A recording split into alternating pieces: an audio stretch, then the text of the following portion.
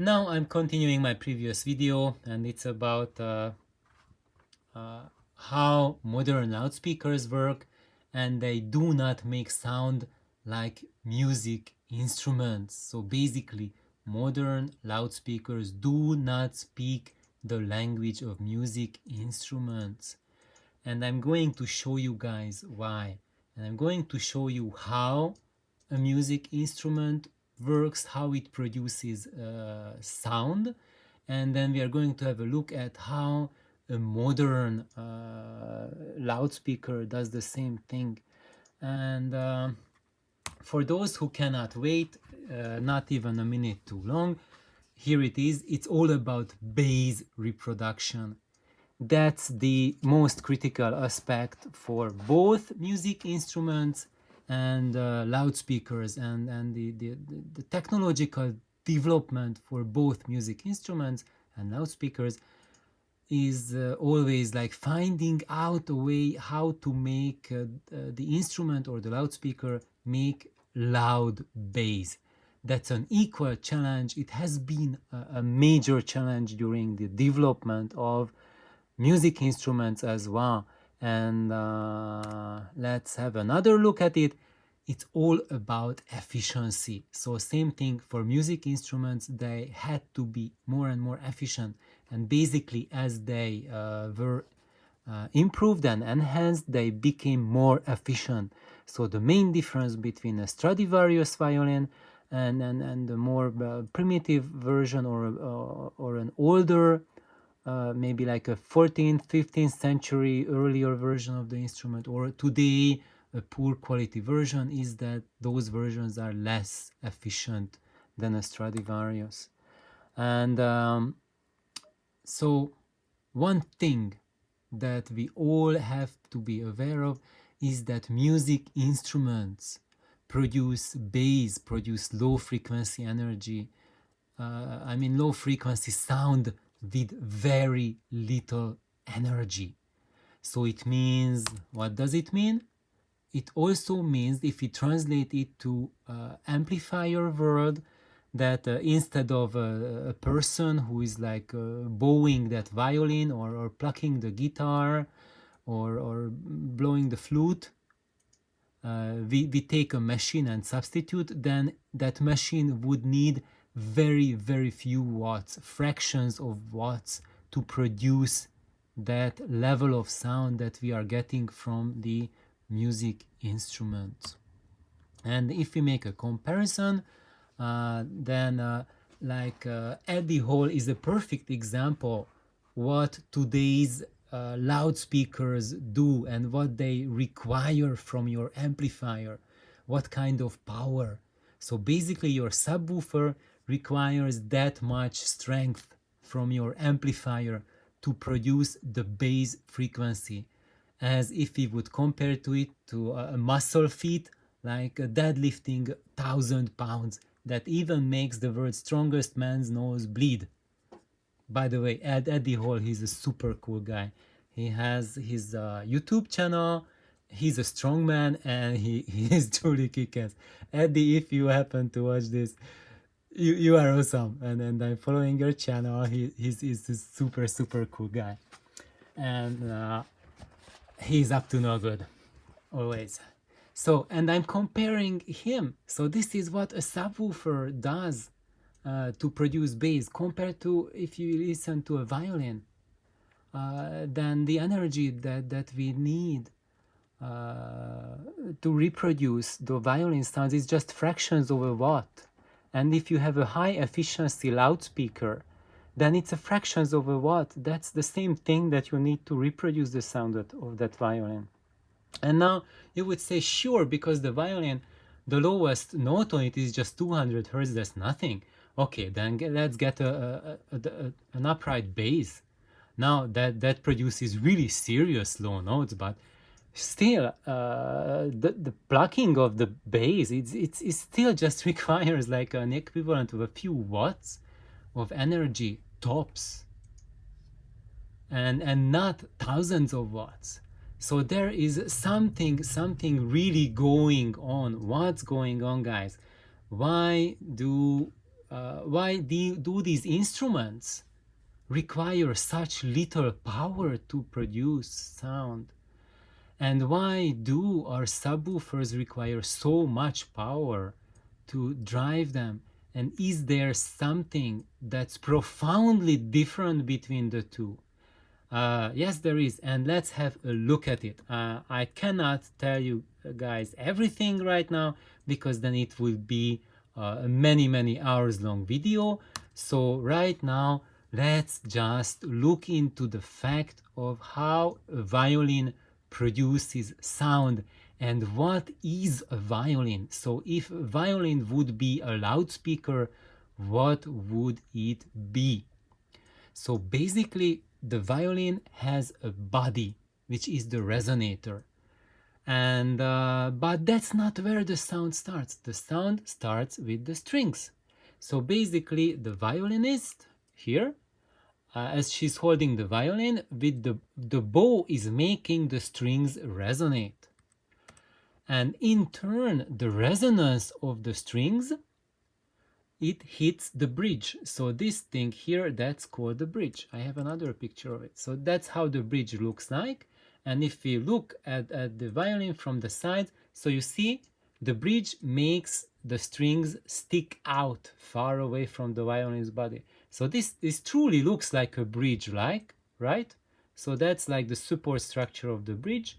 And this is really how bridges are supported in real life. So no wonder it's called a bridge.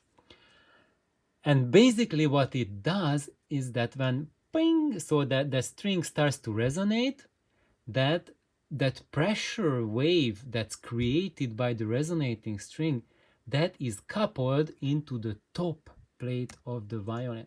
So this top of the violin, you see there's the bridge, it's sitting on the top, and the string, as it resonates, it's making the top plate of the violin vibrate. So the purpose of the bridge is to couple the resonances to the body of the violin. And why is that so critical? It's critical because the strings themselves, so when you look at that, that's the G string, that's the lowest note on the violin. So if no fingers are used and then you are just bowing on an open string, on the open G string here, then it will make that string resonate at the lowest frequency mode. And it's going to resonate not just at that lowest frequency, that's just the fundamental frequency, it's also resonating at its upper harmonics. So that's why when you hear a violin's open G3 note, it's not just 188 Hertz sound, but it's a very complex sound of basically dozens or maybe hundreds of waves, starting from 188 Hertz going up to several kilohertzes. It's a range of sounds. If it was only 188 Hertz sine wave, then you would hear a dull, colorless booming, basically nothing else. Now, the thing is that when you hear those high frequency components, the string itself is able to produce them at higher volumes. But when we go down to lower frequencies, the lower the frequency is, the harder it is to make the air resonate at low frequencies. If you just have a gut, just a string, nothing else, it's unable by itself to create any reasonable volume for a low frequency note. And that's why it requires the body of the violin that has a certain volume of air inside, and the body of the volume, I mean the body of the violin, makes that air inside the violin vibrate, resonate at that frequency where the string is resonating, and then that resonating air column inside the violin can escape from the violin's body through these ports. Basically, these are ports here, and coupled to the room. And now here's the trick of all sound reproductions, is that air can couple to air extremely efficiently. So if you are trying to reproduce sound with a hard surface, it's going to work very well at high frequencies. But for low frequencies, which is like below a few hundred hertz, then you need a device to make a larger volume of air resonate. And then that air can communicate with the air in your room and efficiently couple there. So basically, in the case of the violin, we saw that the bridge transmits it to the top plate, and then there's the soul of the violin that transmits it to the bottom plate, and these plates resonate and make that air column inside the violin's body resonate. And now you would think, as a loudspeaker designer, when you look at it, that basically the violin's body is a dual ported cabinet, right? Because it's a cabinet and it has these two ports, right? And you would think that it's a bass reflex cabinet. And in the case of a loudspeaker, we would have a loudspeaker cone mounted here, and that's what making it resonate, right? And that's what creating the pressure inside the cabinet's body to create the sound for that exits through the ports. But in the case of the violin, instead of a loudspeaker driver, we have the bridge that couples the energy coming from the strings. So the purpose of this and the strings is exactly same as your loudspeaker driver inside a cabinet. And that's the same thing that it does. And we have the same challenges for the bridge as for a loudspeaker driver. In one way, we need to make sure that the loudspeaker is held firmly in your cabinet so that it's not flopping wildly. But also we need to be able to transmit the resonances that are generated through the plate. And in the case of the violin, the sound post, or also called the soul of the violin, it has this dual purpose. First of all, it prevents the top plate of the violin, the top, from resonating uncontrollably. And the same thing is happening inside the loudspeaker. So you remember the oscillas, that the driver, when you saw the inside, that there's a wooden post that connects the back of the driver to the back of the cabinet wall. That has the exact same function as the sound post in a violin. So that's why I'm telling you guys that if you build your loudspeakers like a music instrument, then they will be able to create sound like a music instrument. So if you are wondering why the vast majority of loudspeakers do such a terrible job at reproducing violins, it's because they are not built like violins. So now let's go more beyond the structural part of the violin, and let's have a look at what are the wavelengths that a violin's body supports. So a full-size violin, which is a 4/4 size violin, is a 356 millimeter long body. So the body of a full-size violin is 35.5 centimeters long, roughly. So that length supports a 964 hertz full wave sound. And 482 Hz half wave and 241 Hz quarter wave. And eighth of the wave would be roughly 120 Hz. So now, as we know, the lowest note on a violin is the G3 note. So that's 196 Hz if the violin is tuned to the A440 scale. So what does that mean? What does this tell us? So this tells us that the only way a violin is capable of making a G3 note is if it works as a transmission line. Why? Look at that. It's because this roughly 200 Hz is slightly below the quarter wave of the pipe of the instrument. So do you guys remember what I was telling about VOIGT pipes and transmission lines? That basically that's what the lowest frequency extension you can get out of them is somewhere between a quarter wave and an eighth of a wave. So what does this tell us? It tells us that basically the violin is a VOIGT pipe. So it works as a transmission line, and that means that it's amplifying the quarter wave. So its body is resonating. It creates an air column that's a quarter of the wave of the supported frequency.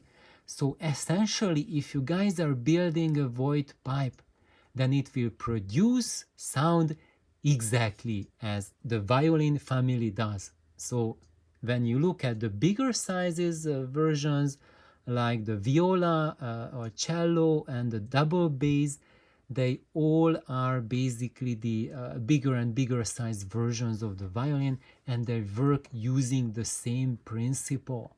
So that's one reason that if you build a VOIGT pipe, that's why the violin family sounds so good at it, because it works just like a violin. Now, and this is the same thing. This happens with the VOIGT pipes as well, is that the way they produce the bass is that the air inside the body is the thing that excites the air of the room, and that's how bass is reproduced. So the instrument is not creating a pressure wave inside the body of the instrument. So neither the violin, neither the VOIGT pipe are creating pressure waves. That's it. I think I don't want to. So one thing. So when you see the woofer getting a workout in like a modern small cabinet, and you see it flapping, it doesn't mean that you are hearing like tons of bass, and this is truly fantastic, and we really need that much cone movement to reproduce those low frequencies. Not at all. Look at where do I have? I do not have it here, but if you look at a double bass instrument, just imagine a double bass, upright bass playing in front of you, and just imagine how much movement does the upright bass's top plate produce when they are playing loud low notes on it. You can't even see it with your eyes. And when you see the flapping woofer, then you see 99.9+% of the energy wasted as heat. So basically, if you read the efficiency numbers, if your driver is 82 dB efficient, then it means that 99.9% of the energy is wasted as heat and kinetic movement, and it's not coupled to the air as acoustic energy.